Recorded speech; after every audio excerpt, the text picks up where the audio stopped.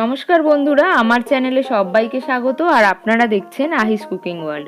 আজকের recipe Chinese এবং Indian combination একটি ডিশ, চিকেন জালফ্রেজি। রেসিপিটি যেমনই কালারফুল তেমনই সুস্বাদু।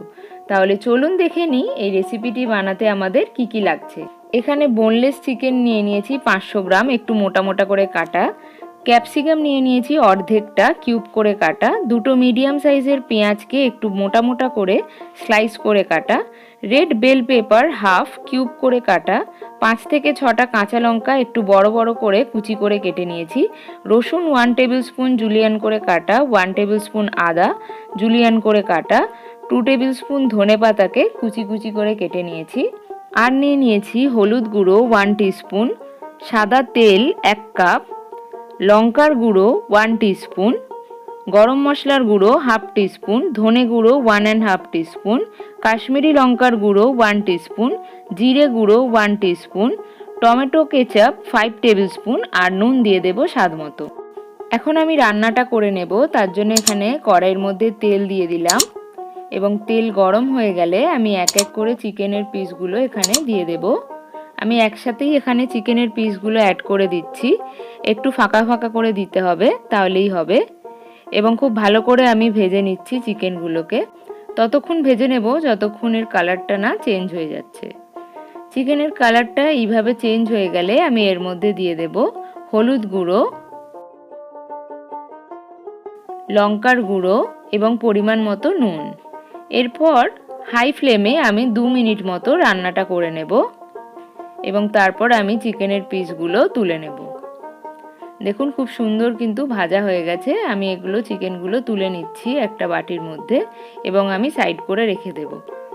এরপর একটা পরিষ্কার কড়াই নিয়ে নেব এবং এরপর এর মধ্যে দিয়ে দেব তেল এবং তেল গরম হলে দিয়ে দেব পেঁয়াজ, যেটা আমি স্লাইস করে রেখেছিলাম। পেঁয়াজটা ততক্ষণ ভাজবো যতক্ষণের কালারটা চেঞ্জ হচ্ছে। বাদামি করে ভাজবার একদমই প্রয়োজন নেই। এরপর এর মধ্যে দিয়ে দেব আদার জুলিয়ান আর রসুনের জুলিয়ান। তারপর 2 মিনিট মতো লো টু মিডিয়াম ফ্লেমে সতে করে নিতে হবে এবং তারপর এর মধ্যে দিয়ে দেব ক্যাপসিকাম এবং রেড বেল পেপার। তারপর আবারও 2 মিনিট মতো ফ্রাই করে নিতে হবে এবং তারপর একে একে মশলা দিয়ে দেব কাশ্মীরি লঙ্কার গুঁড়ো, ধনে গুঁড়ো, জিরে গুঁড়ো এবং স্বাদ মতো নুন। এরপর এটা আবারও ফ্রাই করে নেব 2 মিনিট মতো এবং তারপর এর মধ্যে দিয়ে দেব টমেটো কেচাপ। তারপর এটা আবার 2 মিনিট মতন কষিয়ে নেব। 2-3 মিনিট মতো কষিয়ে নিলেই হবে। খুব ভালো করে কষিয়ে নেব এবং তারপর আমি এর মধ্যে চিকেনগুলো অ্যাড করে দেব। চিকেনগুলো দেওয়ার পর খুব ভালো করে মশলার সাথে এবং সবজির সাথে মিশিয়ে নিতে হবে এবং 5 মিনিট মতন আমি রান্নাটা করে নেব। খুব ভালো করে কষিয়ে নিতে হবে। এরপর আমি এর মধ্যে অ্যাড করে দেব কাঁচা লঙ্কা কুচি, যেটা একটু বড় বড় করেই কুচিয়ে নিতে হবে এবং খুব ভালো করে কষিয়ে নেব। 2-3 মিনিট মতো কষিয়ে নেওয়ার পর তেল বেরিয়ে এলে এর মধ্যে আমি জল অ্যাড করে দেব। পরিমাণ মতো জল দিতে হবে, খুব বেশি জল দেওয়ার প্রয়োজন নেই।